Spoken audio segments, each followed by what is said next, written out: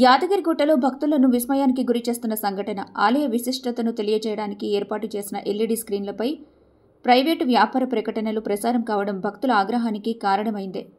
పవిత్రమైన యాదగిరిగుట్ట ఆలయ ప్రాంగణంలో ఆధ్యాత్మిక కార్యక్రమాలను ప్రసారం చేసేందుకు ఏర్పాటు చేసిన ఈ ఎల్ఈడీ స్క్రీన్లు ఇప్పుడు వ్యాపార ప్రకటనల ప్రదర్శన వేదికగా మారడంతో భక్తులు తీవ్రంగా ఆవేదన వ్యక్తం చేస్తున్నారు.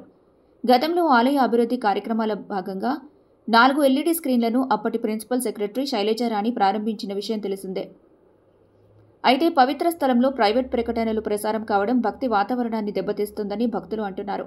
ఇదే విషయంపై అధికారులు స్పందించాలనుకున్నా వారిలో చాలామంది అందుబాటులో లేకపోవడం విశేషంగా మారింది. కొంతమంది అధికారులు ఆలయ కళ్యాణోత్సవాల నిమిత్తం విదేశాల్లో ఉండగా స్థానిక అధికారులు మాకు తెలియదని సమాధానమిస్తూ తప్పించుకుంటున్నారని భక్తులు మండిపడుతున్నారు. ఈ ఘటనపై అధికారులు ప్రైవేట్ వ్యాపార ప్రకటనలకు అమ్ముడుపోయారా అనే విమర్శలు సోషల్ మీడియాలో వెల్లువెత్తుతున్నాయి. ఆలయ విశిష్టతను మసకబార్చే ఈ ఘటనపై ప్రభుత్వం వెంటనే చర్యలు తీసుకోవాలని భక్తులు డిమాండ్ చేస్తున్నారు.